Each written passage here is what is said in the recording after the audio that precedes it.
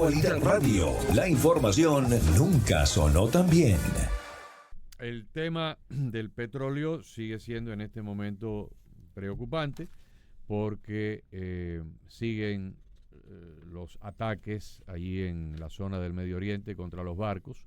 Hay un derrame de petróleo que en este momento tiene una extensión de cerca de 150 millas cuadradas en el Golfo de Omán.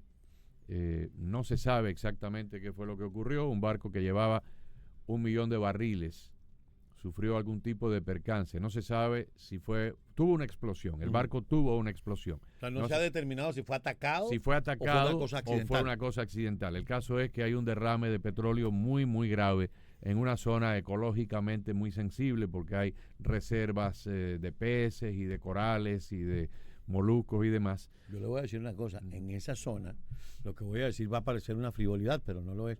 Toda esa zona tiene un gran reservorio también de esturiones. Sí, señor. Y de ahí se extrae el caviar. El caviar. El caviar, el que de alguna manera es sustento para muchos de los pobladores de la zona. Exactamente. Entonces, pues sigue siendo muy complicado el tránsito marítimo por esta zona. Como ustedes recordarán, primero hay un bloqueo naval hecho por los barcos de guerra de los Estados Unidos y ese bloqueo afecta a los puertos iraníes que dan para el Golfo Pérsico, para el Estrecho de Hormuz y para el Golfo de Omán. En las últimas horas un barco de bandera panameña trató de romper el bloqueo y un helicóptero de los Estados Unidos despegó de uno de nuestros barcos y le disparó unos misiles, unos cohetes para inutilizarlo.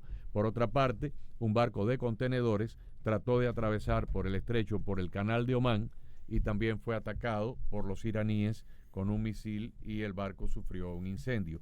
Y en el Mar Rojo, también una barcaza petrolera sufrió un ataque por parte de los hutíes de Yemen y hay 3 personas muertas.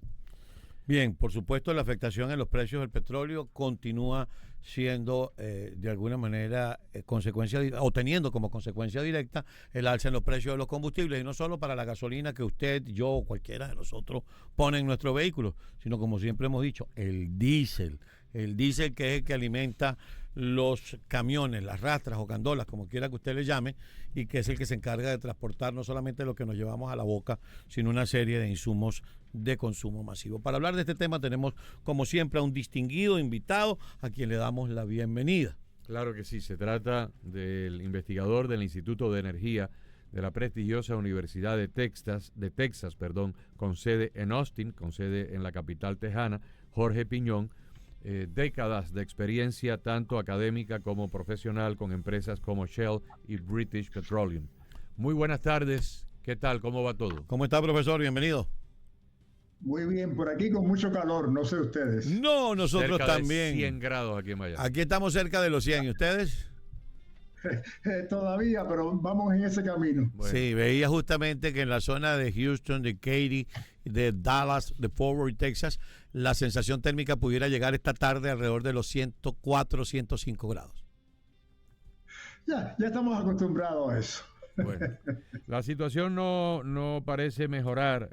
Tuvimos un pequeño respiro donde el petróleo británico cayó en el orden de los 78, 79 dólares, cuando todo parecía que se iba a normalizar allá, pero inmediatamente que los iraníes volvieron a atacar, se salieron de la vía de la negociación, pues el petróleo esta mañana, ese mismo petróleo británico superó los 90 dólares, luego retrocedió y en este momento, ahora por la tarde, estaba entre 88 y 89 dólares, pero todo parece indicar que por ahí nos quedamos.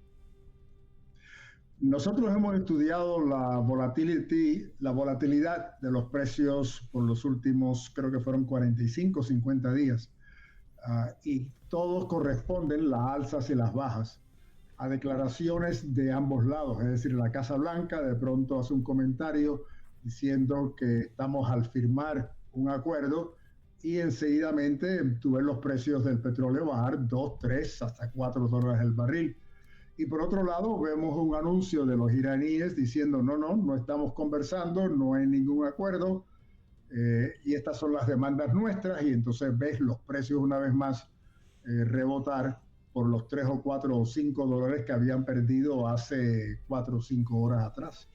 Así que tenemos una difícil volatilidad que para los profesionales y para la industria es muy difícil manejar el balance entre la oferta y la demanda. Por cierto, ellos están trabajando ahora para el mes de septiembre. Es decir, las petroleras, Exxon, Shell, Valero, todas ellas están trabajando ahora en el volumen de compra y venta para el mes de septiembre. Así que imagínate, ¿cuál compran o venden? Esa es la pregunta que tienen. Si tienen un déficit de gasolina, por ejemplo, que tienen que comprar en los mercados abiertos, pues lo compro hoy o espero a mañana. Igual un Chevron, por ejemplo, un Chevron que dice, tengo barriles de crudo que tengo que vender porque tengo demasiado para el mes de septiembre. ¿Qué hago? ¿Los vendo ahora o los vendo más tarde? Así que también la industria tiene un difícil camino de manejar una vez más ese balance entre la oferta y demanda debido a la volatilidad de los precios. Yo le envié a ustedes una gráfica, no sé si Maite tuvo la oportunidad de pasársela, pero una gráfica no solamente donde enseña el petróleo, pero también la gasolina. Y una vez más, es un alza y un baja que es muy difícil para todos, mucho menos para los consumidores, saber cuál es la dirección de los precios del petróleo. Usted decía al principio de su exposición, profesor, que la narrativa es la que ha venido influyendo. Y entonces eso nos lleva a la deducción que justamente para tratar de bajar, la Casa Blanca tenga o no tenga la solución al problema, dice, tenemos la solución, y baja. Y entonces Irán, para complicarle la vida al señor Trump, dice, no, aquí no hay ningún acuerdo, aunque haya un grupo tratando de sentarse en dos platos. Aquí estamos viviendo dos guerras, una en el teatro de operaciones y otra en los medios de comunicación, pero quien está pagando los platos rotos de esa guerra son los consumidores. Así es. Por cierto, también hicimos otro ejercicio paralelo a este, donde miramos los movimientos físicos de los barriles que China, India, Japón y Corea del Sur han consumido en estos últimos 45, 50 días, porque ellos son los principales, ¿cómo se llama? Que dependen de los 23 millones de barriles que cruzaban el estrecho de Hormuz. Y el problema es que ellos también ahora tienen problemas de suministro, no solamente porque el Golfo Pérsico se le ha cerrado, pero también porque ya han canibalizado, eso es lo que le estamos llamando, las reservas estratégicas que ellos mismos tenían.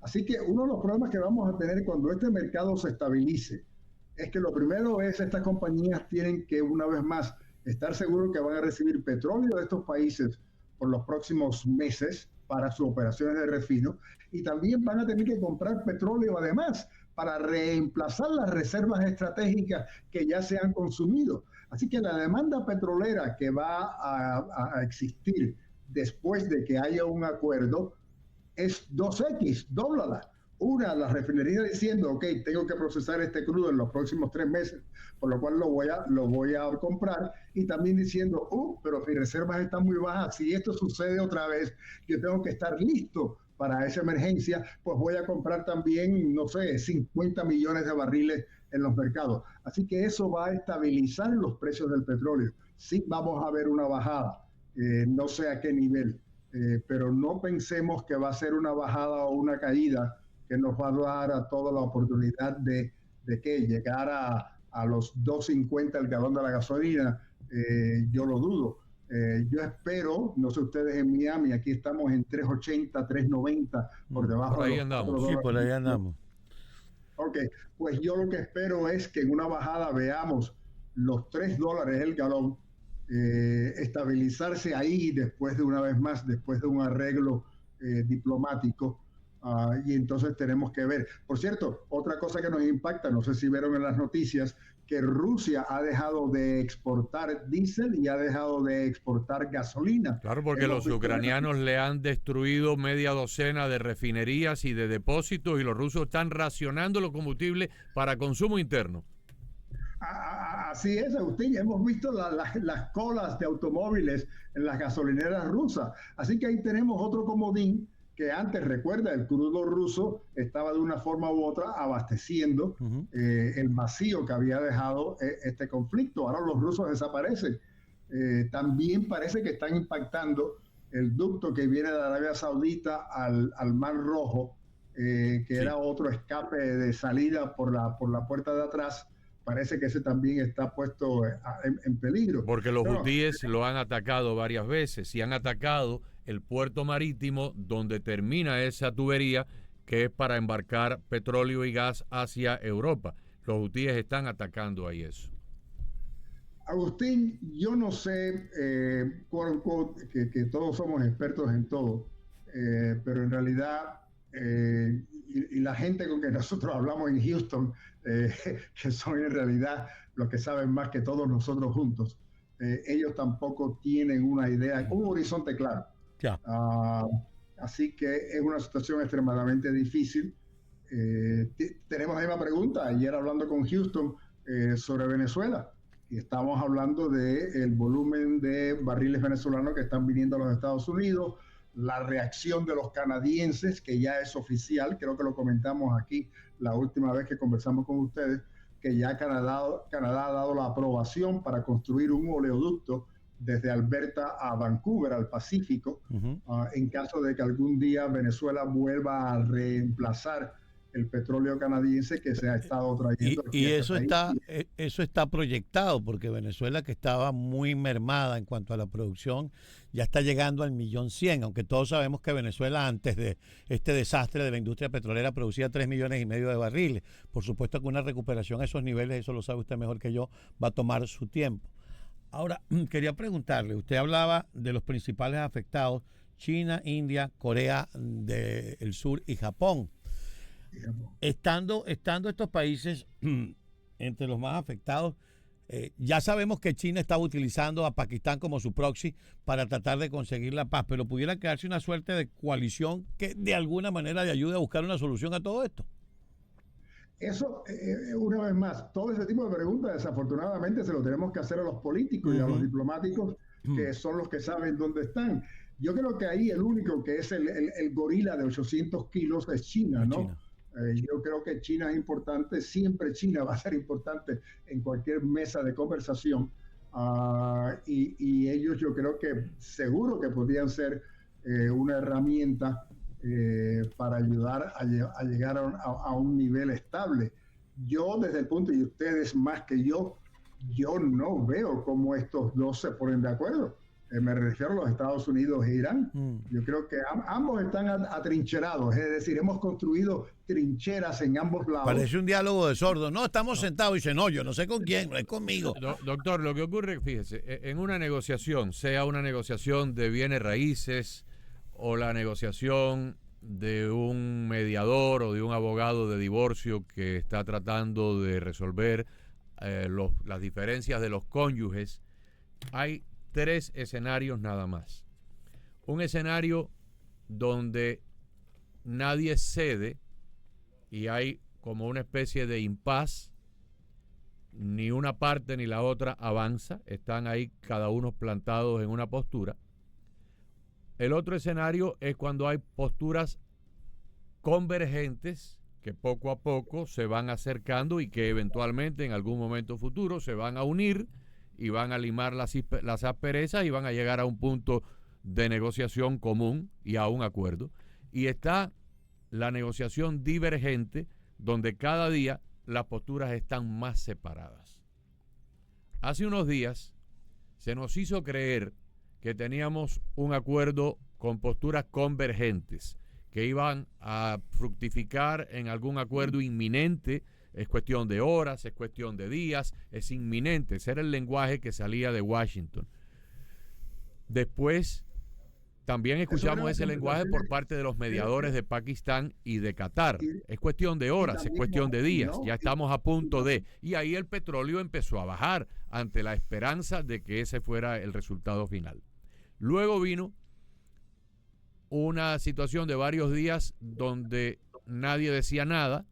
Ahí tendríamos entonces el escenario del impasse, ni de un lado ni de otro, se mantienen las posturas estancadas, pero desde hace 48 horas para acá, el escenario es de posturas divergentes, antagónicas y cada vez más separadas. Ayer por la mañana, los iraníes dijeron, el negocio que vamos a realizar con Omán para administrar el estrecho, donde los barcos que entran al Golfo Pérsico entran por nuestra orilla y nosotros le cobramos peaje, y los que salgan de allí para el Océano Índico van a ir por el lado de Omán y ellos van a cobrar el peaje, ese acuerdo no va a resultar en una apertura absoluta e ilimitada del estrecho.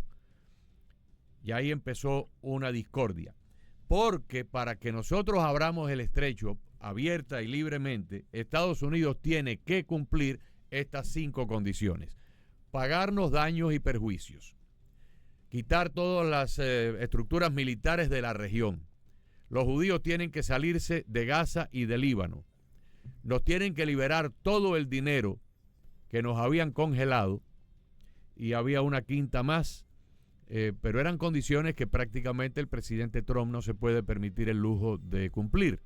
Entonces, y resarcir por los daños. Y por los daños. Entonces, si el presidente Trump no puede porque le están poniendo unas exigencias absolutamente irrazonables e incumplibles, y por el otro lado estos señores parece que sienten de que el presidente Trump está operando en una postura de debilidad debido a la situación electoral, pues entonces cada día estamos más lejos de una solución.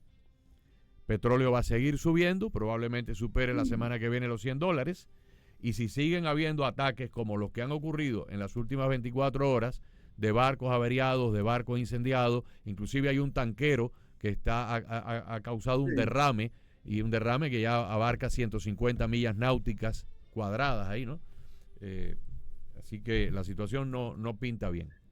Y Agustín, ¿dónde está en esta conversación el tema nuclear? Porque el tema nuclear fue uno de los principios que comenzamos Así es. esta conversación. Ya de eso no se habla. Ya de eso no se habla. No. Bueno, no solamente no se habla, profesor, sino que ayer teníamos nosotros en nuestra cartelera de noticias una entrevista que le dio el presidente al medio digital Axios, donde según al parecer el presidente le había dicho a sus asesores que bueno, que él podría retirarse de Irán y dejar el tema nuclear así como está. Es decir, fuimos a la guerra, ¿para qué? No, una vez más, todo lo demás, viendo ahora aquí a la casa, las refinerías están operando muy bien. No tenemos en realidad los dos únicos problemas que tenemos son los inventarios de las reservas estratégicas, que lo hemos bajado, que las tenemos que reemplazar lo más pronto posible, en mi opinión, pero no las vamos a reemplazar hasta que el precio del petróleo llegue a un nivel que nos es rentable a nosotros me refiero a los consumidores, porque lo vamos a pagar nosotros, para reemplazar esos 300 millones de barriles que han ido a los mercados internacionales. Por cierto, en el mes de mayo, los Estados Unidos exportaron el mayor nivel de petróleo crudo en muchos años, a 13.5 millones de barriles diarios. En el año 25, el año pasado, el promedio de las exportaciones de petróleo crudo fueron 10 millones. Y en el mes de mayo de este año ya exportamos 13.5. Recuerden que el petróleo que exportamos es el petróleo de Texas, que fue descubierto o ha sido descubierto por la fracturación hidráulica, que es un crudo ligero de bajo azufre, que es un crudo que a las refinerías nuestras no le es rentable. Cuando más pesado, más feo, más duro, más peor sea el crudo, y Venezuela, más rentable es para nosotros. Pero lo interesante para ustedes dos, una vez más, las exportaciones de crudo en el año 25 fue un promedio de 10 millones de barriles diarios, y en el mes de mayo exportamos 13.5 millones de barriles. Y me imagino que ese nivel continuará, porque si Rusia ahora va también a parar o a reducir las exportaciones, si continúa el estrecho de Hormuz, yo creo que los Estados Unidos vamos a continuar vendiendo petróleo crudo, que por cierto, no nos impacta en nuestro balance energético, No se asusten que estamos diciendo, bueno, estamos vendiendo petróleo cuando lo podíamos refinar. No. Tenemos suficiente petróleo entre el nuestro, entre el que viene de Canadá y el que viene de Venezuela, para procesar los 18, 19 millones que tenemos de capacidad en nuestras refinerías. Es decir, no vamos a tener problemas de racionamiento o escasez. No. Yo creo que es el único país grande del mundo que puede darse el lujo en este momento de decir que no va a tener desabastecimiento, porque Rusia está teniendo problemas por los ataques ucranianos, China por lo que hemos conversado anteriormente, la India, Australia, Japón. Nosotros no estamos en esa situación. Correcto. Y recuerden, caballero, estamos hablando también al otro lado de gas natural. Los Estados Unidos está produciendo la mayor cantidad de gas natural que hemos producido en los últimos 20 o 30 años. Gran parte de eso se exporta a México, pero gran parte va para la industria petroquímica. Así que ese es un beneficio también para la rentabilidad de compañías como Dow Chemical, DuPont y todas esas, porque el gas natural principalmente va para el sector petroquímico. Así que dentro de este país, crucemos los dedos, con la excepción de los precios. Nos van a llamar ahora y van a decir, un momentico, ustedes están diciendo que somos autosuficientes, ¿por qué entonces tengo yo que pagar $4 porque es un precio como el del oro, es un mercado mundial? Exacto. Yo lo sé, pero esas son las respuestas que tú... Sí, la gente se pregunta eso. Dice, ¿por qué si estamos produciendo en mayo 13 millones de barriles tenemos que pagar la gasolina casi a $4? Porque ese es el precio internacional de la gasolina, es el mercado mundial. Así que, pero bueno, ahí estamos, así que tendremos que continuar. El único otro nuevo comentario es que no quiero decir que es Exxon, pero las compañías, aunque están en Venezuela, todas las compañías están en Venezuela, las compañías de servicio, los Halliburtons, los Schlumberger, todos están en Venezuela, y todos están en Venezuela principalmente chequeando las bombas, los pozos, es decir, cómo está la infraestructura, en qué estado, están tratando de hacer estimados de cuánto costaría recapitalizar la industria venezolana, pero al fin del día la pregunta que se están haciendo es que si el acuerdo que firman hoy con el gobierno venezolano que está hoy en el poder, ¿qué pasa de aquí a 1 o 2 años cuando haya elecciones y se elija una nueva asamblea y un nuevo gobierno representativo? ¿Cambiarán ellos la regla del juego? Es por eso, profesor, disculpe que le interrumpí, es por eso que el gobierno de los Estados Unidos, a través del Departamento de Estado, ha puesto en funcionamiento una llamada mesa de transición para lograr elecciones en un plazo perentorio. De hecho, se cree que tenemos consejo electoral. A mí me parece mucho tiempo de aquí a diciembre, pero pongamos que sea como dicen ellos, de aquí a diciembre, pudiéramos tener elecciones a mediados del próximo año, y esas elecciones tendrían que ser presidenciales y parlamentarias para tener un marco jurídico que le dé seguridad a los inversionistas. Si no, no hicimos nada con traernos a Nicolás Maduro para acá. Sí. Así que ellas están listas, ya están en sitio, están en el campo.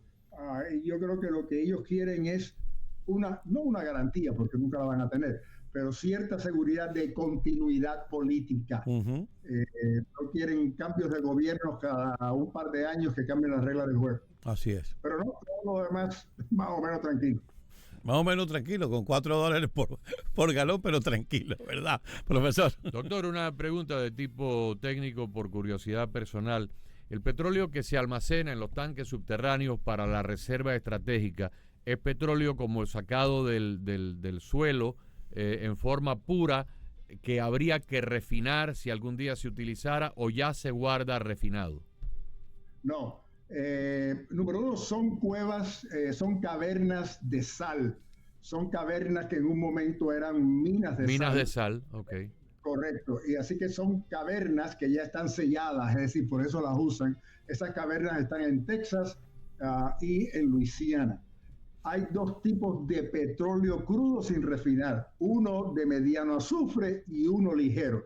Así que tenemos 2 tipos de azufre, 2 tipos de petróleo para un total de alrededor de 700 millones de barriles. Pero no es refinado, es petróleo crudo. Pero una vez más, por donde están las cavernas, tenemos oleoductos de esas cavernas que van directamente a las refinerías de Houston y van directamente a las refinerías de Luisiana hasta Baton Rouge. Así que es un sistema logístico muy fácil de manejar, que en el momento que se necesite, esos 2 ductos, o esos son en realidad 3 o 4 ductos, van a suministrar a las refinerías de Houston y a las refinerías de Luisiana. Pero no es refinado. Por cierto, la diferencia en Europa es diferente. Europa, por ley, todos los operadores tienen que tener 90 días de reservas estratégicas. 90 días. Y esa sí te la permiten tener en gasolina, en turbocombustible, en diésel y en varios productos. Pero aquí en los Estados Unidos es petróleo crudo. Las nuestras han caído a 42 días, están en el nivel más bajo desde 1983, porque durante la presidencia de Biden pues se liberaron una serie de millones de barriles para tratar de abaratar los precios del petróleo. Y por ejemplo, en el caso de la gasolina cuando uno la va a dejar en un tanque para el uso de la máquina de cortar hierba o de algún tipo de equipo casero, ¿verdad? Se le echa un estabilizador para que no se descomponga, para que pueda durar más. El petróleo cuando está en estas minas de sal no necesita ningún tipo de aditivo para preservarlo. Ninguno. Y recuerda también que cuando la gasolina llega a Port Everglades, es una gasolina que es igual para todos. Es decir, no hay ninguna diferencia entre la gasolina de Chevron, de Shell, de BP, de Valero, cuando llegan a Port Everglades. Todas se combinan en los mismos tanques. La diferencia es cuando el camión de gasolina de Chevron llega a Port Everglades para cargar un camión tanque de gasolina, hay un sinnúmero de tanques de aditivos arriba del rack, arriba de esa armadura. Y entonces la de Chevron, que es Textron, el aditivo de Chevron se llama Textron, entonces en ese camión inyectan el aditivo de Chevron. Ahí es donde la gasolina de verdad se convierte en gasolina de Chevron. La de Shell, pero cuando el buque tanquero llega a Port Everglades, es la misma. Puede ser que lleve 100,000 barriles de Chevron, 50,000 barriles de BP, etcétera. Todo eso van para unos tanques comunes. Unos tanques comunes de gasolina, tanques comunes de diésel, etcétera. Es cuando le añaden el aditivo, cuando llega el camión, ahí es cuando se diferencia entonces la gasolina. Muy interesante. Muy interesante. Bueno, profesor, como siempre es un gusto tenerlo y se queda uno un poco mejor ilustrado. Y bueno, lo que tenemos en el horizonte hasta ahora no suena muy positivo. No. Preferiríamos no estar tan ilustrados con precios más económicos que muy ilustrados con precios muy caros. Así es. Ahí está. Gracias, profesor. Como siempre es un gusto tenerlo y un privilegio. Muchas gracias, el doctor Jorge Piñón, investigador del Instituto de Energía de la Universidad de Texas. Cuando nosotros, quiero decir, en Venezuela estábamos acostumbrados, ¿no? Que hay una guerra en tal parte. Llegaba la OPEP, aumentaba la producción, se acababa. Los precios se regulaban. Ahora no, ahora es tan complicado todo esto. Y bueno, y además con la poca o la baja producción que tiene Venezuela y que le va a tomar como... O sea, Venezuela producía 3,5 millones de barriles al día. Y hubo proyectos de candidatos presidenciales que decían que llevarlo a 5 millones para estandarizarlo. Llegó Chávez y mira cómo se puso. Pero fíjese, la situación no es muy prometedora, más bien es sombría, porque hoy los analistas principales de las agencias de inteligencia han concluido que el nuevo gobierno iraní, o sea, el que sustituyó a las personas que fueron muertas en los primeros bombardeos, prefieren la confrontación y la beligerancia con los Estados Unidos en vez de la diplomacia. Bueno, entonces habrá que decapitar ese gobierno también. Y viene otro, que a lo mejor es peor que el que tenemos ahora. Estamos entrampados. Estamos entrampados en esa guerra y se ha vuelto en una imagen que nosotros en alguna oportunidad dijimos, Agustín, es como un pozo de pantano donde estás corriendo y lo que haces es rebalarte y no logras salir. De arenas movedizas. Así es. En la película esa que hemos visto, la gente que está metida en un hueco de arenas movedizas. Mientras más te mueves para salir, más te hundes. Exactamente. Así está. Actualidad Radio. La información nunca sonó tan bien.